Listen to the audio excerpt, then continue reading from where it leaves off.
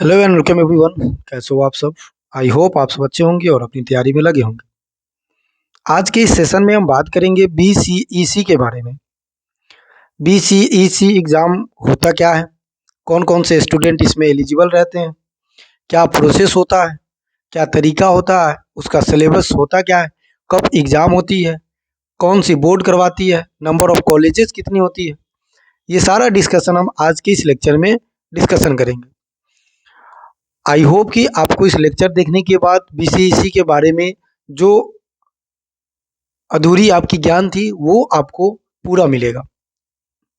जैसे ही अपन twelfth complete करते हैं, चाहे वो साइंस हो चाहे वो एग्रीकल्चर स्ट्रीम से हो, तो हमारे मन में ये ख्याल आता है कि अगर हमें बीएससी एग्रीकल्चर करना है तो गवर्नमेंट कॉलेज से अगर हम करते हैं तो काफ़ी बेटर हो जाता है। हालांकि अगर थोड़ी सी बात करें कि गवर्नमेंट कॉलेज बढ़िया होता है या प्राइवेट, तो दोनों चीज़ सेम ही है। दोनों का अपना क्राइटेरिया है, दोनों का अपना फीचर्स है। गवर्नमेंट आप निकालते हैं तो कुछ बहुत आपको पढ़ना पड़ेगा तो आपके पास नॉलेज होगा। गवर्नमेंट में जाएंगे तो जो फ़ी होता है वो बहुत कम लगता है। गवर्नमेंट में जाएंगे तो बहुत सारी चीज़ें ऐसा होगा जो प्राइवेट में हम नहीं सीखेंगे। लेकिन प्राइवेट में भी पढ़ाई होगा, बहुत चीज़ें सीखेंगे, बहुत चीज़ें नहीं सीखेंगे। वहाँ पे जो बेसिक अंतर है वो ये है कि यहाँ पे आपको पैसे देकर पढ़ना पड़ेगा। पैसे यहाँ पे भी लगेगा, लेकिन बहुत कम मात्रा में लगेगा। तो इस सेशन के बारे में हम डिस्कशन करेंगे। जब भी हम ट्वेल्थ करते हैं तो हमारे दिमाग में ये ख्याल आता है कि हम क्या करें। अब देखो, हमने एग्रीकल्चर किया तो हमारे पास तो क्लियर है, लेकिन जिस लोगों ने अपना साइंस स्ट्रीम ढूंढा होगा, उनको कभी कभी मन कर रहा होगा कि हम मेडिकल लाइन में चले जाते हैं या कुछ भी लाइन में चले जाते हैं। लेकिन according to your sources, according to your financial condition, आप ये डिसाइड करते हैं कि हमें करना क्या है। आपका अगर मन है एग्रीकल्चर करने का तो फिर आप एग्रीकल्चर सेलेक्ट करते हैं। अब जब आपने एग्रीकल्चर सेलेक्ट किया है तो ये एग्रीकल्चर बीएससी करना है, मतलब एग्रीकल्चर में हमें क्या करना है, बीएससी करना है। तो ये होता क्या है, पहले ये समझना बहुत ज़रूरी है। अगर बीएससी एग्रीकल्चर की बात करते हैं तो ये 4 साल का डिग्री प्रोग्राम है, जिसमें 8 सेमेस्टर होते हैं। इसमें जो एडमिशन होता है ये ग्रेजुएशन कोर्स के लिए होता है, एग्रीकल्चर और एलाइड के लिए होता है। मतलब 4 साल आपको लगेगा तो ग्रेजुएशन आपका कंप्लीट हो जाएगा। इसमें आप एग्रीकल्चर एंड एलाइड में भी अपना एडमिशन ले सकते हैं। एग्रीकल्चर एलाइड मतलब फिशरीज हो गया, फॉरेस्ट्री हो गया, इंजीनियरिंग हो गया, ये सब में क्या कर सकते हैं, आप एडमिशन ले सकते हैं। ठीक है, इस चीज़ को आप थोड़ी बहुत क्लियर रखिएगा। अब जब एडमिशन लेना है, बीएससी करना है, तो कैसे एडमिशन होगा? तो एडमिशन लेने के लिए दो प्रोसेस होती है। कितने प्रोसेस होती है? दो प्रोसेस होती है। दो प्रोसेस से आप गवर्नमेंट कॉलेज अचीव कर पाएंगे।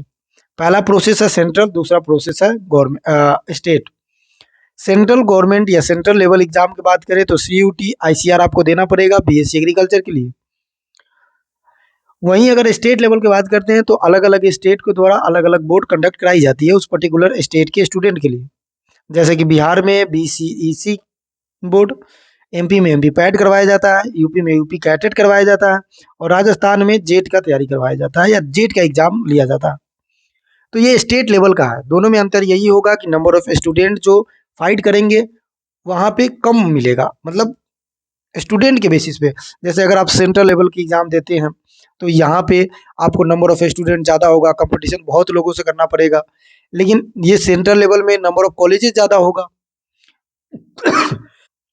तो दोनों एडवांटेज है, इस चीज़ को क्लियर रखिएगा। स्टेट लेवल की बात करें तो बिहार बीसीसी और एमपी पैट। तो आज हम बात करेंगे बिहार बीसीईसी के बारे में। एमपी पैट के बारे में कल बात कर लेंगे, यूपी कैटेट के बारे में फिर अगले दिन बात करेंगे, फिर राजस्थान जेट के बारे में बात करेंगे। अब हमने समझ लिया कि प्रोसेस क्या है, तो हमें बात करना है बिहार बीसीईसी के बारे में। किसी दिन सीयूटी, किसी दिन आईसीआरपी। आईसीआरपी भी वीडियो हम आपके लिए बना देंगे। ठीक है, चलिए अब हम समझते हैं कि आखिर ये जो बीसीईसी होता है, बिहार एग्रीकल्चर यूनिवर्सिटी में एग्जाम लेने के लिए, ये होता क्या है। देखिए, इसके बारे में थोड़ा सा अगर आप समझेंगे तो इसको हम कहते हैं Bihar combined entrance competitive exam board. क्या कहते हैं? B for Bihar, C for combined, E for entrance, C for competitive, E for exam, B for board. तो ये हमारा क्या हो गया? बीसीईसी एग्जाम हो गया। जो आप वेरियस ऑफ कोर्सेस में अंडर ग्रेजुएट करते हैं, यानी कि ग्रेजुएट करते हैं। जैसे ही फाइनल होगा आप ग्रेजुएट बन जाएंगे। जैसे कि इंजीनियरिंग कर सकते हैं, एग्रीकल्चर कर सकते हैं, पैरामेडिकल्स कर सकते हैं। तो इसके लिए क्या है, ये एग्जाम कंडक्ट कराई जाती है। हम बात करेंगे विशेष एग्रीकल्चर पे। अभी इसके बारे में समझ रहे हैं, किसके बारे में, BCEC के बारे में समझ रहे हैं। यहाँ अगर हम एग्जाम मोड की बात करें तो कि एग्जाम कैसा होगा, तो एग्जाम मोड हमारा क्या होगा, तो ऑनलाइन होगा। ठीक है, इस चीज ऑफलाइन होगा, सॉरी, पेन और पेपर आपको लेके जाना पड़ेगा। ऑनलाइन बेसिस पे आपका एग्जाम यहाँ लिया जाएगा। ठीक है, उसके बाद एप्लीकेशन की अगर हम बात करें तो एप्लीकेशन ऑनलाइन फिल होता है, लेकिन एग्जाम जो होता है वो सेंट्रल पे होता है, यानी कि ऑफलाइन एग्जाम कंडक्ट कराई जाती है। ठीक है, चलिए अब हमारे पास आ जाता है कि एग्रीकल्चर सेगमेंट में अगर बात करेंगे तो इसके लिए एलिजिबिलिटी क्या होगा। क्योंकि हमें बात करना है सिर्फ एग्रीकल्चर सेगमेंट का, ना तो हम पैरामेडिकल के लिए बात करेंगे, ना तो इंजीनियरिंग के लिए बात करेंगे। अब एग्रीकल्चर सेगमेंट के लिए एलिजिबिलिटी की बात करें तो 12th पास होनी चाहिए या अपियरिंग होना चाहिए किसी भी रिकोगनाइज बोर्ड के साथ में। सब्जेक्ट ग्रुप की बात करें तो ग्रुप वाइज आप chemistry biology agriculture, math biology agriculture, math chemistry agriculture, physics chemistry math, और फिजिक्स केमिस्ट्री बायोलॉजी, कोई भी अगर आपका सब्जेक्ट ग्रुप है then you are eligible for this exam. Mandatory Bihar domicile certificate होना चाहिए, जो बिहार के रेसिडेंशियल होता है वो आपके पास होना चाहिए, आवासीय सर्टिफिकेट जिसे कहते हैं। मिनिमम अगर नंबर की बात करें तो यूआर के लिए 45 नंबर आपके बोर्ड में होनी चाहिए, और SC ST की बात करते हैं तो 40 नंबर। ये चीज़ें आप थोड़ी बहुत क्लियर रखिएगा। बीच में OBC, तो OBC भी 45% नंबर होने चाहिए आपके 12th में, तभी जाकर आप इस एग्ज़ाम को दे सकते हैं। और ये बेसिक चीज़ें हैं, आपके इतना नंबर तो होंगे ही होंगे। अब हम एग्जाम पैटर्न के बारे में बात करते हैं कि एग्जाम पैटर्न, तो देखो यहाँ टोटल नंबर ऑफ क्वेश्चन की बात करें तो 100 होंगे। एक जो क्वेश्चन होगा वो 3 नंबर का होगा, तो ऐसे में हमारे पास नंबर ऑफ क्वेश्चन, इसका नंबर कितना हो गया, तो 300। तीन नंबर ऑफ क्वेश्चन कितने हो गए, 300 हो गए। तो चूंकि 3 सब्जेक्ट है, अब टोटल हमारे पास 3 सब्जेक्ट है, एक जो क्वेश्चन है वो 4 नंबर का है। वैसे में हमारे पास कितने नंबर हो गए, 1200 नंबर हो गए। एक निगेटिव मार्किंग है, तो इस चीज को ध्यान रखना है, एक गलत कीजिएगा 1 नंबर कट जाएगा। ड्यूरेशन की बात करें तो 90 मिनट आपको दिया जाएगा। 90 मिनट डेट मीन्स 1.5 आवर्स, 1.5 घंटा का आपके पास समय रहता है। तो एग्जाम पैटर्न को गौर से देखिएगा कि एग्जाम पैटर्न में 300 क्वेश्चन होगा। 300 क्वेश्चन, एक क्वेश्चन 400 का होगा। वैसे में आपके पास टोटल 1200 नंबर का क्वेश्चन यहाँ मिलेगा देखने को। निगेटिव मार्किंग है, एक क्वेश्चन पे 1 नंबर कटेगा। अब हम बात करते हैं कि डेट फॉर 2026 टेंटेटिव, ये जो डेट है टेंटेटिव डेट है। अच्छा, ये फॉर्म कब रिलीज होगा, तो मार्च में ये टेंटेटिव डेट था, लेकिन इस पे नहीं निकला है। डेट मीन्स ये अप्रैल में होगा। कब होगा, अप्रैल के फर्स्ट वीक में ये वैकेंसी आपको, मतलब ये नोटिफिकेशन आपको देखने को मिल जाएगा। वहीं लास्ट डेट की बात करें तो अप्रैल के लास्ट वीक तक आपके पास नोटिफिकेशन ऑफ हो जाएगी, मतलब बंद हो जाएगी। ठीक है, तो अप्लीकेशन आपको कब देखने को मिलेगा, अप्रैल में देखने को मिलेगा, ये सिक्योर है कि अप्रैल में आपको श्योर देखने को मिलेगा ही मिलेगा। अगर हम बात करते हैं कि एडमिट कार्ड कब रिलीज होता है, तो जून में होता है, और जुलाई में इसका क्या रिजल्ट आता है, और जून के लास्ट में एग्जाम हो जाता है। तो हमने क्या देखा कि एप्लीकेशन की बात करें तो एप्लीकेशन कब रिलीज होगा, तो अप्रैल मंथ में होगा। लास्ट अप्रैल तक आपके पास समय होगा, इन बिटवीन आप फॉर्म फिल कीजिएगा। उससे पहले तैयारी में लग जाना बहुत जरूरी है। तो ये तो टेंटेटिव डेट हो गया। अब हम बात कर लेते हैं कि स्ट्रैटेजी क्या होनी चाहिए तैयारी करने की। तो देखिए, अभी अभी आपने 12th कंप्लीट करके आए हो, तो आपके पास 12th में जितने भी चीज़ें सब्जेक्ट थी वही सब्जेक्ट में आपको फॉर्म फिल करना है, और उसी सब्जेक्ट को एक बार रिवाइज करना है। अभी 10 दिन के टारगेट दीजिए कि जितने भी हमने 12th में पढ़ा है उस चीज़ को क्या कर लेना है, रिवाइज कर लेना है। आफ्टर देन उसके मॉक लगाना है, और उसके साथ साथ टेलीग्राम से जुड़ जाइएगा। उस लेवल का भी क्विज हम क्या कराएंगे, प्रोवाइड करवा देंगे आपके लिए। अब रहता है बात कि सर किस सेगमेंट को हम ज़्यादा पढ़ें। तो देखिए, अगर आपको इस एग्ज़ाम को निकालना है तो तीनों सेगमेंट को इक्वल प्रोपोर्शन में रखना पड़ेगा, मतलब इक्वल मात्रा में रखना पड़ेगा।